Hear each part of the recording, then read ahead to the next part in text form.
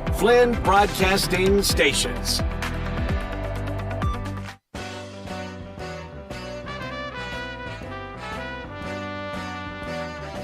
It's time for Wolo and Friends on Sports 56 and 98.5 FM.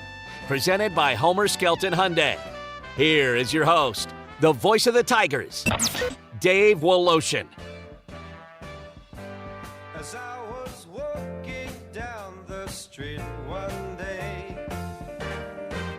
a man came up to me and asked me what the time was that was on my watch. Yeah, I said,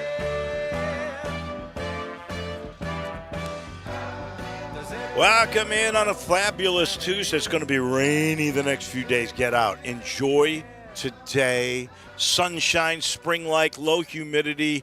Gorgeous.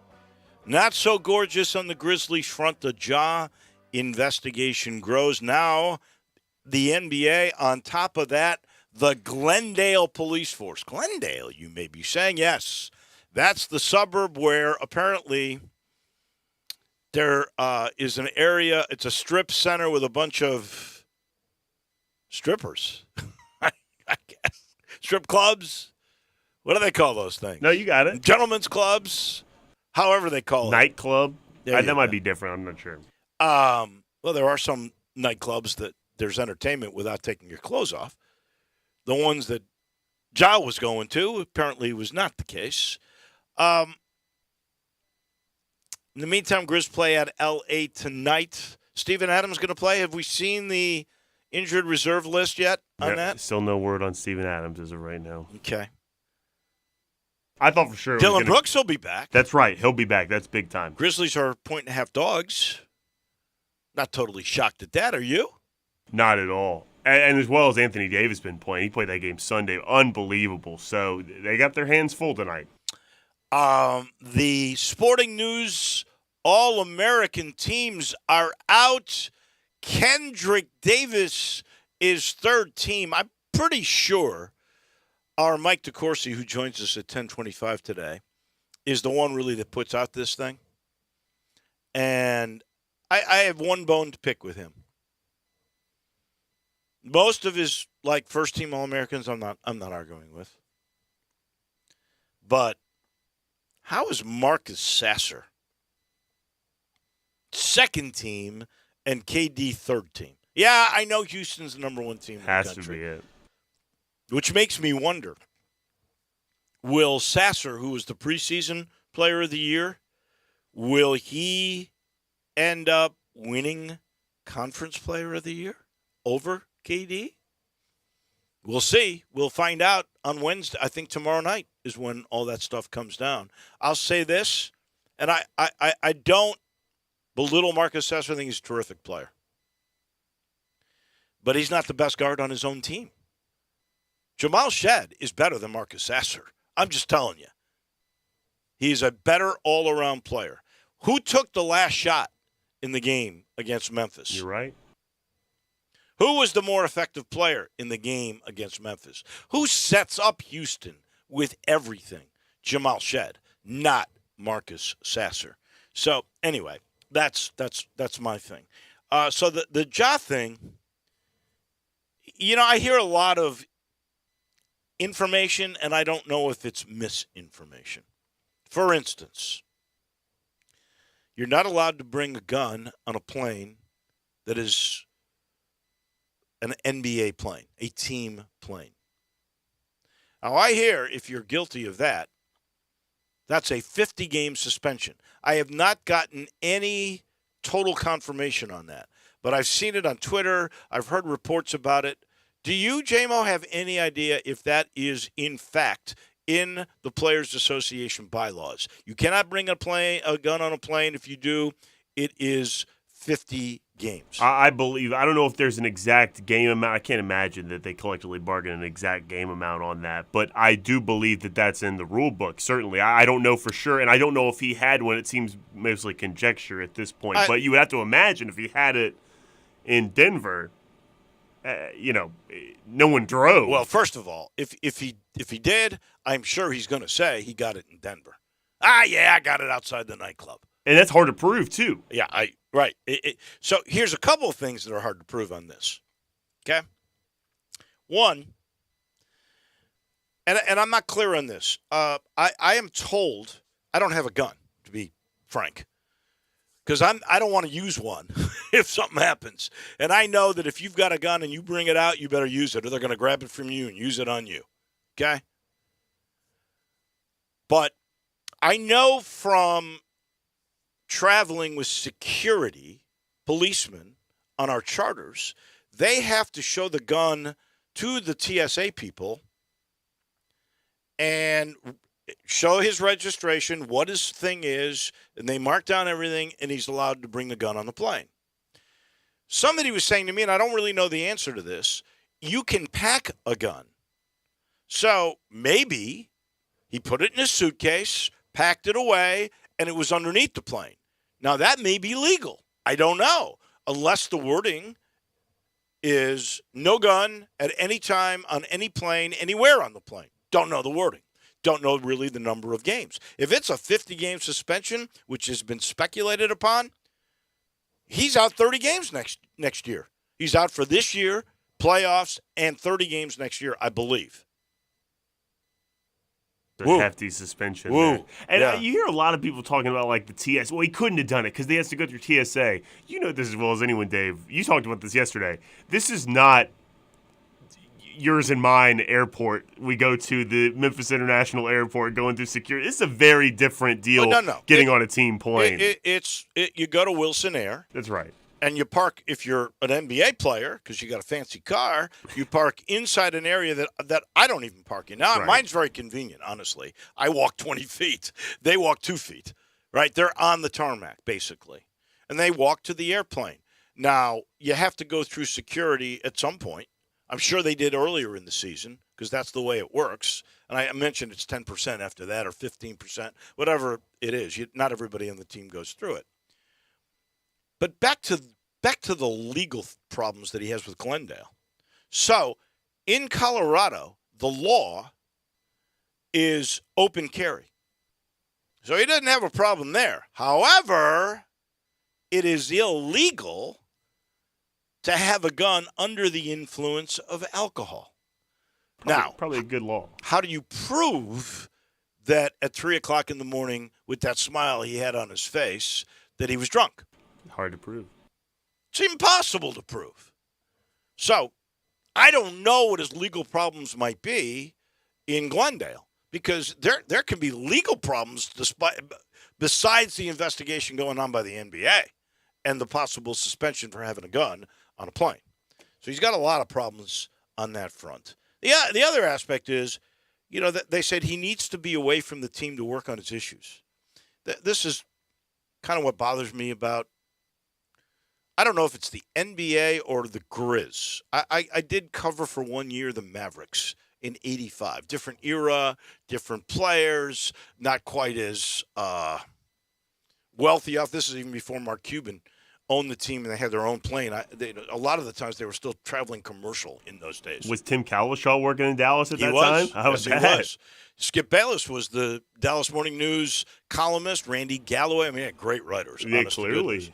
And by the way, Skip Bayless was a much better columnist than he is a TV host. That's how he got his gig. But I'll tell you what, he made a lot of money as a TV host. That's right. And honestly, he was a nice guy to me. I like Skip Bayless. But getting back to all of this, is there what are the issues, right? Like back then, the NBA didn't hide behind this thing. There's no transparency with the Grizzlies. And I honestly, I don't know if that's the protocol now of the entire NBA, but this organization does not share much at all. I mean, you're lucky that league rule says you have to put out an injured list, or they'd go game time decision on everything for 30 days or 80 days, whatever it is. It's remarkable to me, but is there a mental health issue? If there is, Why wouldn't you just say, look, he's been under so much stress with all these deals, it's gotten to him. He needs to get away for a little bit. We're seeing a therapist, whatever. Be honest about it. But now we all have these questions. Is he really hurting? If he is, I think we'd all care more because there's no question about two things with John Morant. One, he's a gifted player. Two, he's a charismatic guy off the court. You love his smile. You love the way he phrases things. You're drawn to him. So I would think if you came clean, if there's really some issues here, even if it's anger management, come clean so we all know and we can feel empathy toward him because right now I don't see a lot of empathy around the country for John Morant. I really do not. Certainly not. And, I guess the other thing is, do we really know him? That's the thing, and I don't think that'll ever change, honestly. Players project images from the way they are on the court. We don't really know them off the court. And I guess sometimes they change. I'll go back to Dylan Brooks. I think somebody got in the head of Dylan Brooks and said, hey, be a heel. Be a villain. It'll make you money in the long run. Because when I met him 2 or 3 years ago, he was a hell of a nice guy. Gentlemanly, was with this lovely lady. I met him at the Food and Wine Festival. Just a different guy. Now he comes in the Stone Cold Austin stuff. He talks like he's trying to be a wrestler. So do we really know these guys? I don't know if we do because my image of Ja was 2-parent household, loving father, worked with him, was hard on him, but he wanted him to be a really good guy. And then all that's changed here in the last year with T, with the sunglasses and getting into it with all the other players and the braggadocious stuff. I mean, do we really know Ja? Because I would not have ever seen this. 2 years ago, would you ever see this coming from John Morant? No. I've heard people that have worked in front offices saying that this is one of the pitfalls of NBA organizations, though, is that there are a lot of people that hang around the outskirts of an NBA franchise, men and women, for very different reasons, obviously, trying to get in, for lack of a better term, the entourage of one of the players. And it was a pitfall. Not that Ja has gotten to reach this level whatsoever, but everyone's been mentioning Gilbert Arenas. Well, the other player involved in that was Javaris Crittenton, who, similarly to Ja, came from a very stable home, went to a private high school, in fact, got into Georgia Tech on his academia before getting a college scholarship. Wow. And then he gets to the NBA, gets involved where he essentially is the head of a criminal organization, and now he's in jail for murder. Not that saying, I mean, obviously that's a drastic change to go to, but it's a very similar situation like you just mentioned. Ja comes from a very stable family, and people have been drawing comparisons to Allen Iverson as well. Well, here's what they, in my mind, where they go with Allen Iverson is they go, well, he screwed up pretty good. He lost all his sponsors, but he still made money playing basketball. So it's not like he was in the poorhouse, and he was able to have a great career, but he did not have the financial strappings that he would have had he not gotten into the kind of trouble that he was in. You can overcome this. I'll give you a great example. We idolized Kobe Bryant. Kobe Bryant had to go to trial for rape in Colorado. Tough situation for a while. Right. And he overcame it. So there's no question he can overcome this. And he's 23 years old. You know, I'm not saying he's a total kid, no, but you make like a mistakes freshman in college, but at 23, believe me, I was in Steamboat Springs, Colorado, and I did a lot of dumb things. I never brandished a gun, but I never done, I'm not going to tell you I didn't do some pretty stupid things. I think a lot of 23-year-olds do, and I think you give them a little bit of grace on that one. The reason why I agree. The reason why I bring up Javaris Crittenton and Allen Iverson is because the biggest difference there is in Allen Iverson's case, those hangers-on came up with him. They grew up with him, and he was having trouble separating himself from his upbringing. Right. Whereas John Morant and Javaris Crittenton are unique in the case where that was not a part of their upbringing. This is something that has happened, and it's what I mentioned. Why I mentioned that people in front offices talk about this sort of thing is looking to get inside the annals of NBA franchises in every franchise. It's not just unique to Ja, even in the league today, but Ja's star shines a lot brighter than a lot of guys as well, and it's a very unfortunate situation. Hopefully this time away is to separate himself from that. And how much franchise responsibility is there in all of this? And I bring that up because, pardon the interruption yesterday, I respect Tony Kornheiser and Wilbon. I do. And I can't remember if it was Wilbon or Kornheiser who took on the Grizzlies, and it wasn't for what you might think, the transparency that I've taken them on about. This was about mismanagement of the roster in terms of age. And they pointed out there is not a player who's over the age of 30 on that team. That's right. They're all under 30. I don't think Steven Adams is even 30 yet. 28, 29. And he's the oldest guy in the team because now Green is gone. So they're saying, how can you have a roster that young without guidance from older players that are there? The closest that came was apparently at a players-only meeting that they had, I think at the start of this West Coast trip, was Steven Adams getting up and saying, we got to be different on the road. And apparently he was looking at Ja when he said it. In other words, they're really good at home. They're one of the worst road teams in the league. It's not just because they're away from FedEx Forum. It's because of what they're doing after hours off the court while on the road. And I give you the example of 3 o'clock or 4 o'clock in the morning in Denver at a strip joint, drunk with a gun. It's more than fair to say that. And that happens with young teams too, but the Grizzlies, if they have playoff or finals aspirations, those are things you have to eliminate. Even being a young team, you have to be mindful of that.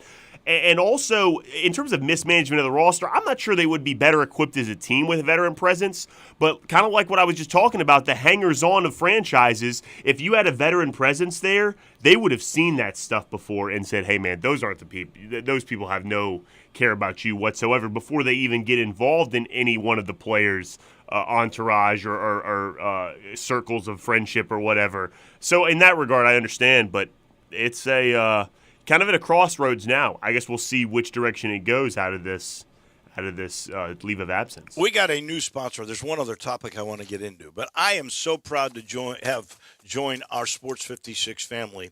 The company that you're going to learn a lot about, and I hope you will take advantage of just how special they are. It is Southern Security, your home team credit union. So for almost 70 years, Southern Security has been serving the Mid-South community with unbeatable rates, low fees, great service, the newest of technology. If you're a business owner, you need an auto loan, you need better benefits with your credit card. At Southern Security, they handle all of your business banking needs. They provide the lowest competitive rates on auto loans. They provide low rates and better benefits on your credit card. And there is so much more. Free checking, loan products, as I mentioned, on not just home and auto, but personal too. Lower fees than traditional banks, rewards, discount program. You get discounts on auto insurance, cell phone service. There's so many things that you need to find out about. So if you got any questions, contact their member services team. That's 901-452-7900, extension 5. This is a great opportunity to just make you feel like you're a part of a family and a bank. It is. It's special. It's Southern Security, your home team credit union. All right, very quickly. If I were to put out in front of you, which is the most egregious behavior, would it be using Bible verses to encourage a kid to be more coachable? And in those Bible verses, you mention teachers and parents, coaches, but you make a major error by bringing up, apparently, and I don't know the biblical phrase that was used, but apparently it was in there, that involved slavery and offended a player at Texas Tech. That has gotten Mark Adams suspended for the Big 12 tournament. Is that behavior worse than beating the hell out of the woman you're about to marry, your fiancée? And I know that in the case of Chris Beard, all of those charges that were brought up by the police have been legally dropped. The pictures of his fiancée with bruises on her neck, bite marks, those are still there.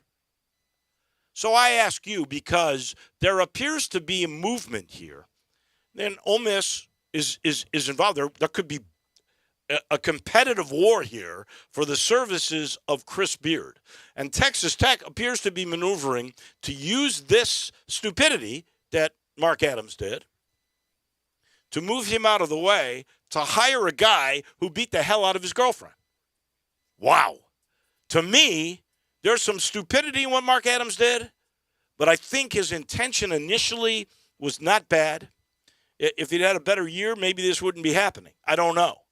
But, wow, to move a guy out to hire a guy who was successful and winning at your place with what he did, man, that seems rather contradictory to me. I'm sitting in the Family Leisure Studios, and I'll let you know that preseason patio and pool sale continuing. By now, big savings on the largest selection of patio furniture, and you can get early bird pricing on pools, free layaway, special financing available. Just get to I-40 and Whidden Road. And you know our title sponsor, that's the good folks at Homer Skelton Hyundai in Olive Branch, Highway 78, that's Lamar, and the first exit in Mississippi is Craft Road, turn left. I always say go see Chris True, because he's the general manager, been there now for double-digit years. But I want you to go see Vinny Gerard now. He's over the Genesis cars. And those Genesis cars now have a new deal. That's the luxury line of Hyundai. They're incredible cars. They got a special on a G70, and if you agree to finance through Genesis, they give you a $1,000 rebate. They are actually paying you to do business with them at Homer Skelton Hyundai. We pause for a second. To Indy we go. The Hall of Famer from the Sporting News, Mike DeCourcy, comes your way next. Broadcasting from the Family Leisure Studio, we are Sports 56 and 98.5 FM.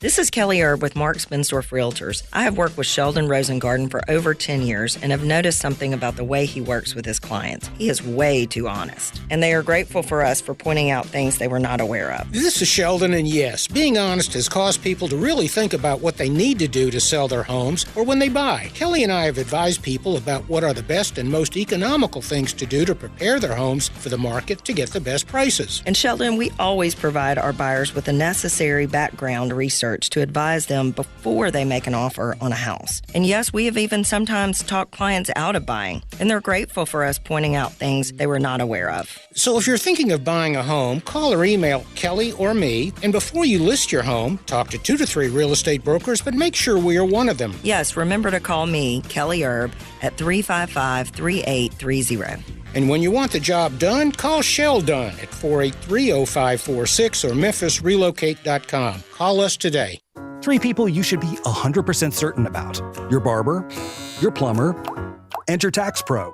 Switch to Jackson Hewitt and you can be 100% certain about your taxes. We'll get you your maximum refund guaranteed and we'll back your return for life. Don't be kind of certain or almost certain. Be 100% certain. Switch to Jackson Hewitt today and get 50% off tax prep. Limited time offer for new clients filing at participating locations. Max value $200. Visit jacksonhewitt.com/50 for terms. Spring is around the corner. That means the sounds of air conditioners cranking up will be in the air soon. Hi, this is Lauren Choate with Choate's Air Conditioning, Heating, and Plumbing. This month only, receive $1,000 off the purchase of a new Carrier AC unit.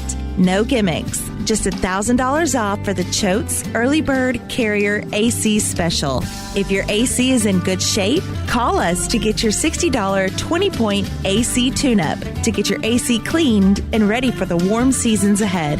Choate's is here for all your cooling, heating, plumbing, air duct cleaning, and commercial needs. Call us today at 347-8086 to take advantage of these early bird specials. Or to schedule online, visit Choates ChotesHVAC.com. So turn to the experts with Choates. And remember, let our family serve your family.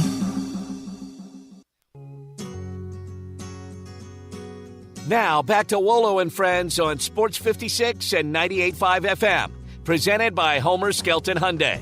Here once again is the voice of the Tigers, Dave Woloshin. Lonely feeling deep inside. To Indy we go in a minute.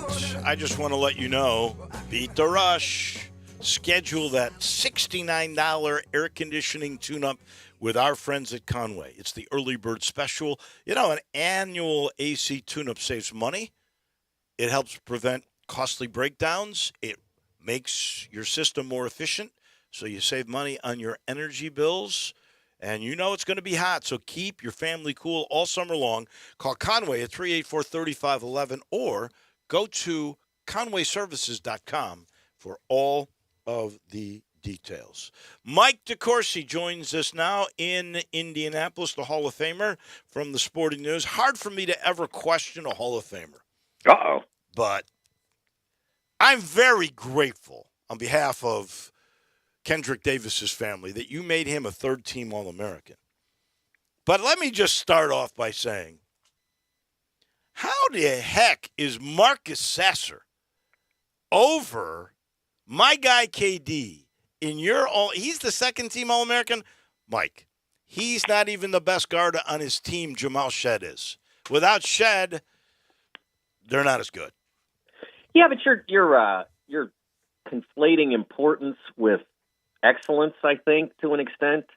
It's like you got a great running back who gets 1,500 yards, but you've got, Stetson Bennett at quarterback. Well, if you don't have Stetson, we don't win the national championship. He did it 2 years in a row, but he's not great.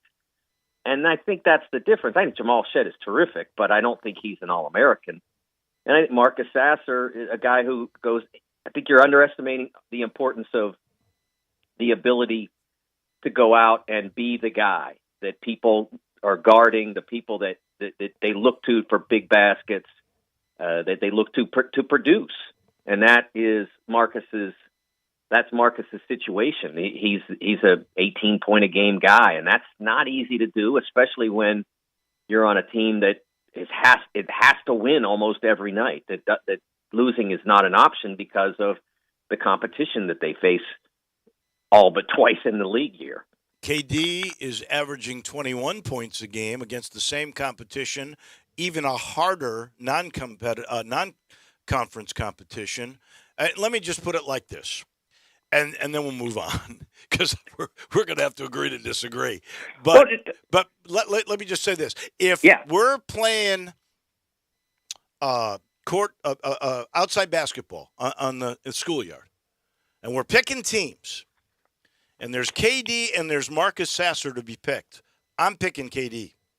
Oh, I totally get that, and I would too. And I think the difference, there's a couple. One is that Houston was extraordinarily successful as a team, and the Tigers were very successful as a team. There's a difference there. I agree. They beat Memphis twice, so and Sasser was critical in the first game.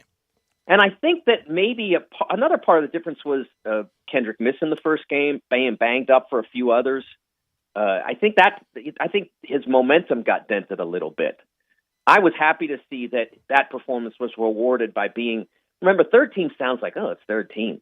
Okay, they're like 5,000 players in Division I. Right. He's in the top 15. He's one of the top 15. Yeah. No, I mean, that is something. No doubt. No question about it. I hope this is not, honestly, sort of the peak into who's going to be the conference player of the year.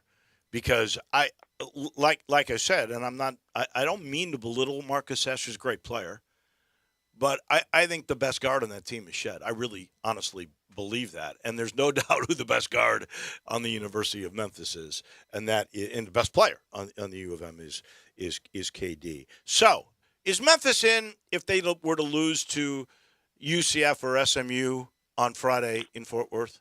Yeah, I think so, but don't do it and make it hard. Right. Right. Don't give them any reason to leave you out. I always say this. They're looking for reasons to keep teams out right now. The ones that have given them plenty of reasons to be in, they'll be voted in. And then they're looking for reasons to say, oh, okay, we can knock them out. Like Wisconsin plays Ohio State tomorrow. Like they're not looking for Wisconsin, not rooting for Wisconsin to lose, but they're going to take advantage of the opportunity Wisconsin gives them if they do, because then it's not a hard call for them. They hate having to make hard calls. They want to make easy calls. So don't lose that game, and then they don't even have to think about it. They just say, okay, clearly in. Are they a 10 or 11? And I think probably right now they'd lead toward a 10 after what we saw from Saturday. I don't think they'd want them in an 8-9 game. With Kendrick, a player like that, 8-9 game, that means second game against a 1 seed. Right. I don't think they'd want that. Unfair to the one. It was almost like exactly. last year with the Tigers. They took care of Boise easily, and then they had Gonzaga for the taking. I mean, Drew Timme saved the day for them. But that was probably unfair to Mark Few and Gonzaga. I understand exactly what you're saying. And believe me, I'd rather be on that 10 line than that 9 or 8 line. And unfortunately, I think if Memphis does beat UCF, and let's say they play Tulane, I think Wichita State's going to beat Tulane. I really do. They're on a roll. It looks like Tulane's running out of gas. But if they get to the second, I think they're destined for that 8 or 9. I don't think they can get to 7, even if they were to beat Houston. Because I think it was you who pointed this out last week. Those Sunday games, unless they're for an AQ, they don't really matter. Right. It's hard enough for them to take into account, for instance, the fact that Purdue theoretically could be playing for the conference championship in the Big Ten. And they're fighting for a 1 seed. It's hard enough for them to ponder whether to do an alternate bracket for that eventuality or just say, now we're good, which obviously the easier part is say, now we're good. You guys scheduled the game for late, so we're not thinking about it. That's a possibility. Now, I could do a bracket in like 2 hours, and they have computers that fix it all. So, I think they could do the alternate brackets if they wanted, but I think they lean toward not. So I don't think that for a 7 or an 8 or a 9, I don't think they're going to fool around with that. You win the championship for the thrill of the championship, so you can say that you beat the number 1 team in the country, you beat the number one seed in the tournament, a team that you have had a great rivalry with. And you want to win that league before they leave, right? Because next year winning the league is not going to be the same. It's just not going to be the same. It's going to be somewhat like the 2000s were when John got it rolling and everybody else had checked out of the league. You want to win it now while you can still say we beat those guys.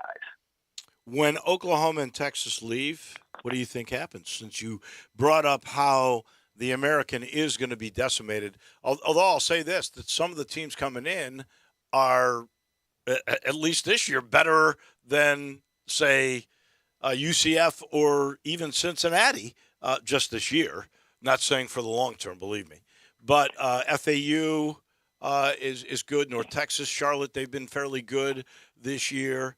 But I'm in agreement. So when these dominoes roll, what do you think occurs? That's a pretty open question. What do you mean? Like, do you think the Big 12 will then expand? Would Memphis, because the rumor is Memphis and Boise might be the ones that could come in, unless the Pac-12 grabs up Boise. Because I always say this. Everybody thinks it's like finite. It's fluid. It's evolution. It never stops changing. And so, who knows what's really going to happen? But I'm guessing something occurs when Oklahoma and Texas do leave the Big 12 next year. Well, I remember they've already accounted for that. They're already growing beyond where they are by adding in the four schools. So they're already grown. I think the Big 12 would take what they call out west the 4 corner schools: Utah, Colorado, the 2 Arizonas, if they can get them. I think that I should say that I think that there's a possibility that they might do that. I don't know if the money's in it. I think that obviously is up to ESPN. They've already written a check for the Big 12 as it will exist post Right. Oklahoma, Texas, with with Cincinnati, UCF, et cetera. They've already written that check. It's in the low 30s per team per year. Would they write the same check with 4 more schools? Would they put in another $120 million a year, so to speak? I'm not sure about that. So many people in my business talk with certainty about that, without necessarily talking to the people who have to come up with the money. Right. Is the money there for that? I think they've already stretched a bit to go to that level of financial commitment with the nature of what the Big 12 will be post Texas, Oklahoma. Yeah. So I don't know. Does Colorado change the math on that? I don't know. I mean, Utah, they're good. They have good athletic programs in certain areas, but I don't know if they do or not. I will say that if that happens, everybody thinks that like the Big Ten is dying to get Washington and Oregon, as if they couldn't have snapped their fingers like on every one of the 150 days since they took UCLA and USC. They couldn't have snapped their fingers and taken the two of them. The money's not there. I'm saying that with no inside knowledge from, full disclosure, I get a check from Fox, a couple of them, because they also are a partial owner of the Big Ten Network. So I get a couple of checks from them. But I don't think that if they wanted Washington and Oregon, they would have said, hey, bring them in now. Because they obviously had input into what the financial value would be of adding USC and UCLA. So I don't think that's as inevitable as so many people want to think. And the commissioner, who somewhat had an eye toward that, is no longer going to be in charge. He's going to run the Chicago Bears. He doesn't get to call the shots for Oregon and Washington anymore. He gets to call the shots on what the Bears are going to surround Justin Fields with. So I don't see that as the inevitability that so many do. So what I would say is that if any movement happened with those 4 corner schools, the remaining Pac-12 schools are going to have somebody good to play with. And that may end up being a possibility for the Tigers, because you're all that's good that's left that's gettable. Right. All right. Let me ask you this question. I had a little rant on it earlier, but I want your perspective because you always come at a different angle. Which is the more egregious behavior? Using a Bible verse to try to encourage a kid to be more coachable, and you mentioned parents and teachers and coaches, and unfortunately, you do a stupid thing, and you mention slavery that you claim, and I'm not a Bible expert, but you claim was within the Bible, that verse that you referred to, which offended a player, or beating the hell out of your girlfriend that you're about to marry, or you're supposed to be about to marry because I think they've had a long-term engagement. But you've been together with this woman, you beat the hell out of her. I know the charges were dropped. The pictures don't change because there seems to be at least 2 schools going after Chris Beard. One is Ole Miss that's talked to him, and the other the speculation is that Mark Adams sort of being moved out because it hasn't worked out so well in Lubbock for him, and that Chris Beard could be going back there. So I pose that question, which is more egregious, because it's amazing to me.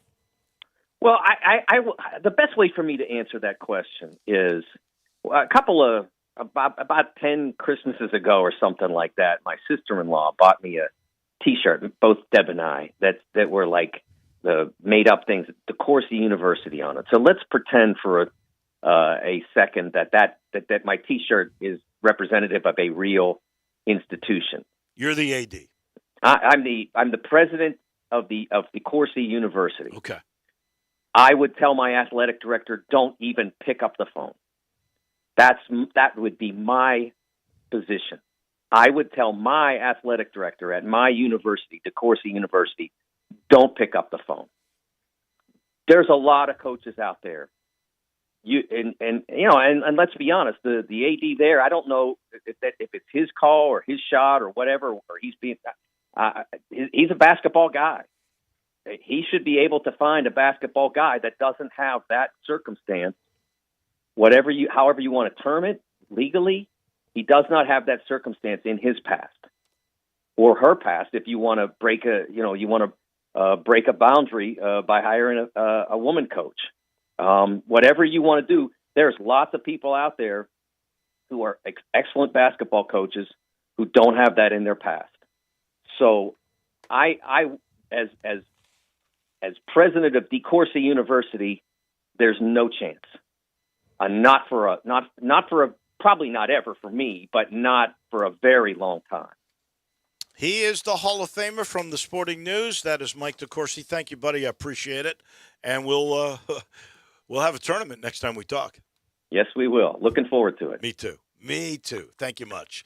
That is Mike DeCourcy. He's brought to you in part by the Eflin Insurance Team, where they do insurance the collaborative way. They get to know you. They sit down with you, learn about your family, then learn about your needs, whether that's home, that's life, that's auto.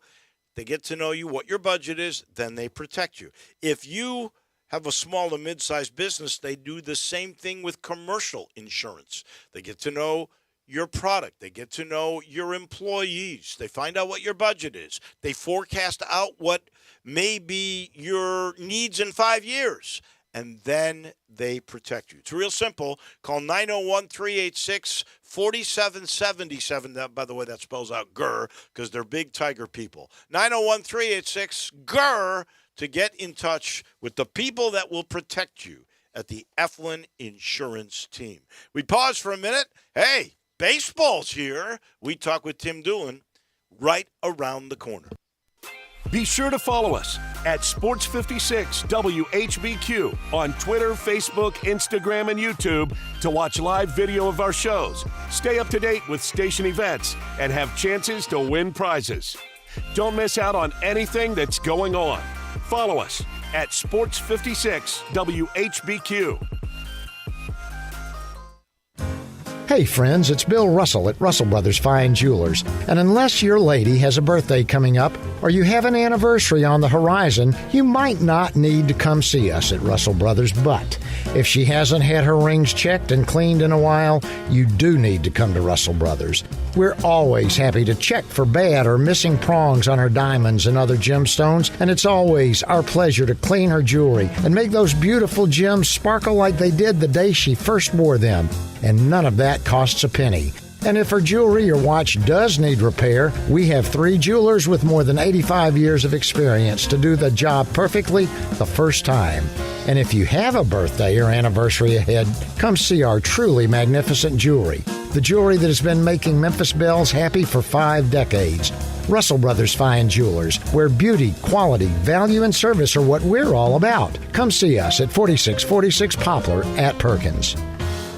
Angie's List is now Angie, and we've heard a lot of theories about why. I thought it was an eco move. Fewer words, less paper. No, it was so you could say it faster. No, it's to be more iconic. Must be a tech thing. But those aren't quite right. It's because now you can compare upfront prices, book a service instantly, and even get your project handled from start to finish. Sounds easy. It is, and it makes us so much more than just a list. Get started at Angie.com. That's ANGI, or download the app today. Progressive presents an ad from Mom. When you bundle your home and auto insurance with Progressive, bundle, that's a cute word. What? Read it again? Okay. When you bundle your home and auto insurance with Progressive, you get round-the-clock protection. Oh, that's darn good. Because once my older sister Dottie, her basement flooded. Get round-the-clock protection when you bundle and save with Progressive. It's easier than getting your mom to make this radio ad. Progressive Casualty Insurance Company, affiliates, and other insurers. Discount not available in all states or situations. Do you know one of the best things you can do for your employees or family's health? Provide Arctic Clear bottled water. Arctic Clear bottled water is your locally owned and operated bottled water provider. Arctic Clear is 100% natural spring water with free delivery and setup, dependable service, and no long-term contracts. What an easy choice. Call Jeff Manus today, 901-382-2363, or visit arctic-clear.com. Arctic Clear bottled water. Call now, 382-2363. That's 382-2363.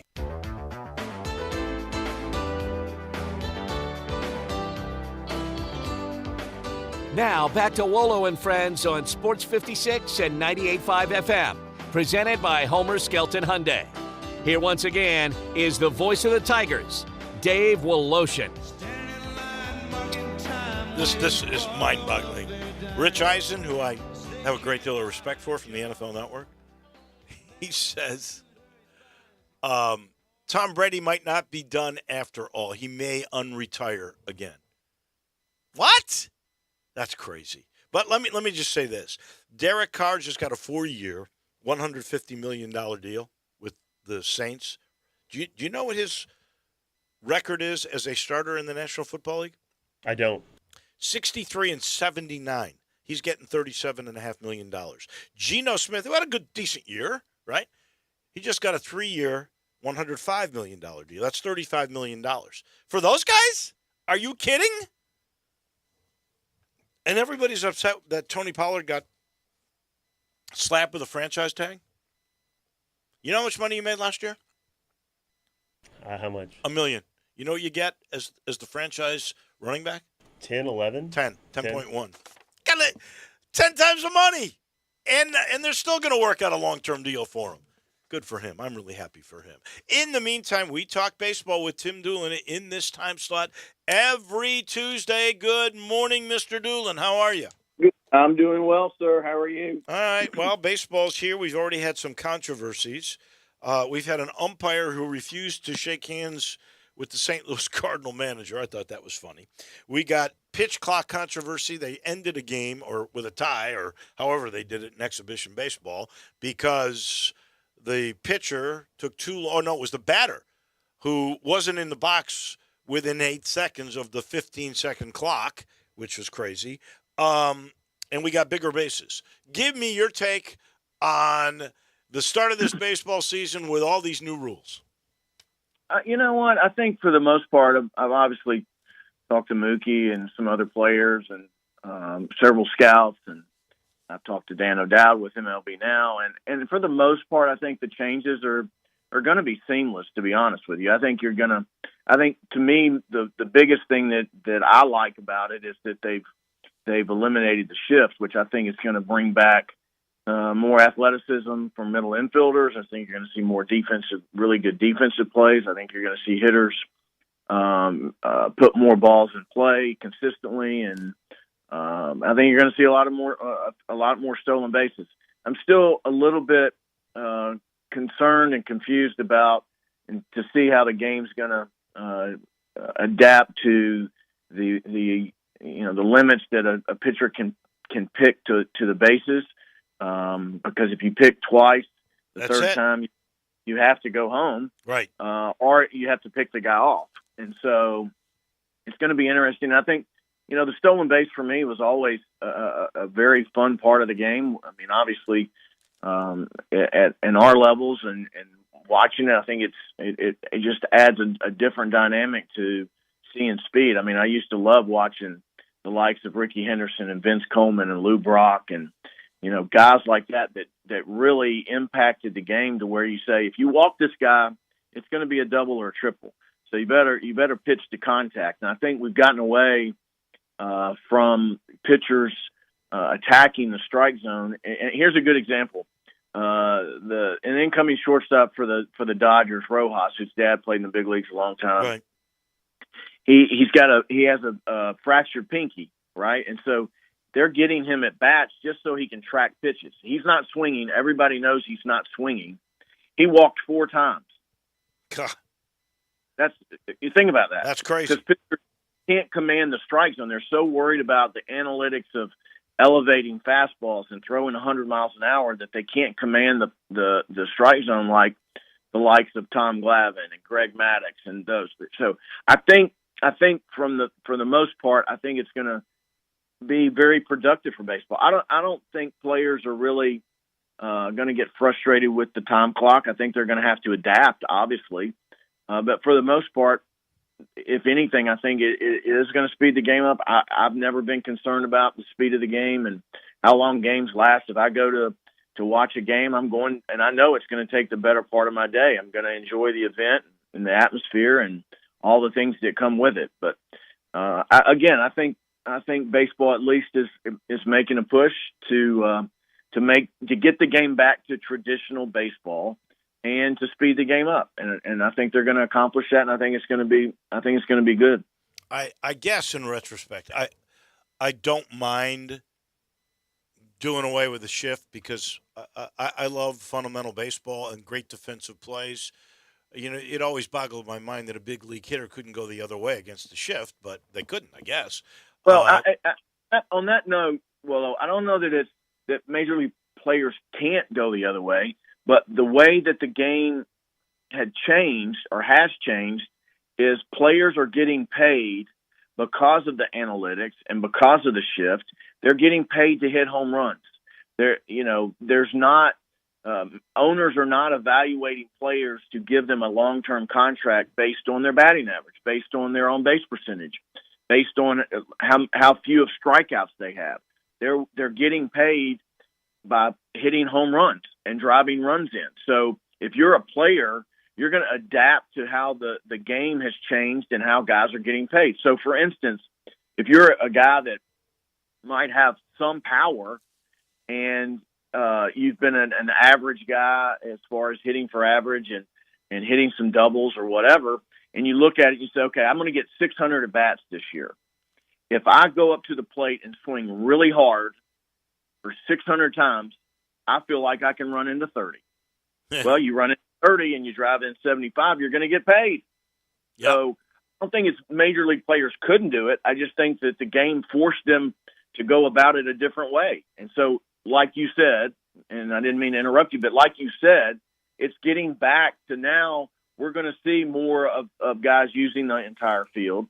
The players are going to start getting paid for their athleticism to where you're not going to have, heavy set players playing second base because they can put them right where they want them to be, and yet they're putting them in the lineup because of their bat. So now it's got to be a blend of the two. How many more stolen bases do you think we'll see because of the larger bases? I think if you add it up from the advantage of second base being closer and first base being, I guess, also closer to the second base bag, it's like 3 inches. How much does that change things?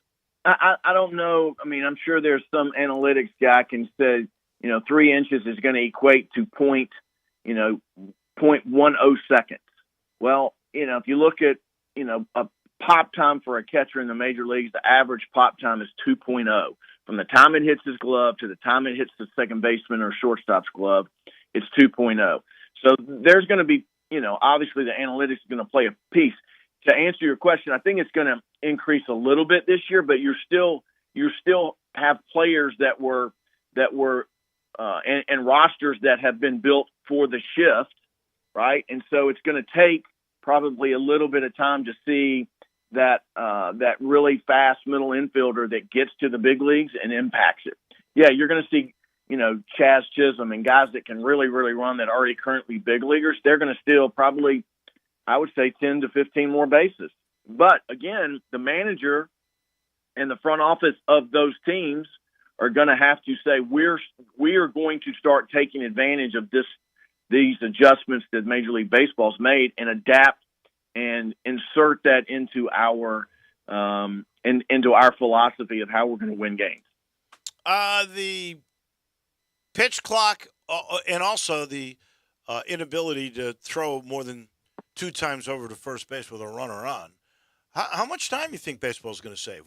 What was the average game? Over 3 hours, right? What do you think you can get it down to? I think they're saying that they're going to save. I think based on their statistical data that they've had when they were doing the experiments in the minor leagues, it's going to save probably 10 to 15 minutes on the game.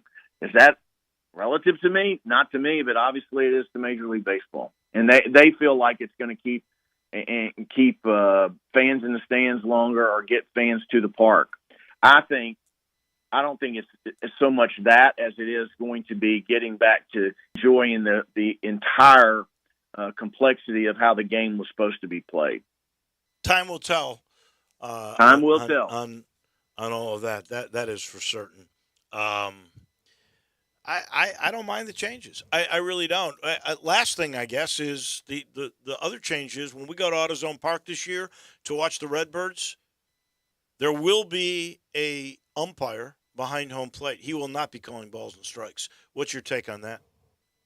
I think it'll be interesting to see. I mean, I like I like I like the human nature side of things, and yet I also like the fact that if for sure that we can be accurate, like really accurate, I'm okay with balls and strikes being computerized, because to be honest with you, it's going to affect hitters in a big way. For instance, if you're in a an 0-0 count and the pitcher and the umpire calls one that's really a ball, he calls it a strike. Now you're 0-1. Now you're in the hole. Or you go from 1-1 to 2-1 or 1-2. So I think that's going to help hitters. I just want to see how accurate they really are. That's the key. That's the key. How accurate are they? And I guess the home plate umpire has the right to overrule the computer umpire, right? Well, I don't know if that's the case. It really should be the other way around, in my opinion. But if you let the umpire call it and then you challenge it, then the computer overrides it. Then we're losing time again. Interesting. It's the lesser of two evils, to be honest with you. But it's and you're gonna see, if it gets into Major League Baseball, the ability that catchers have had to frame pitches and make a real ball look like a strike by how they frame it. That's going to go out the window. That's it. Yeah, you're not going to see that catcher move that glove like he has been all his life.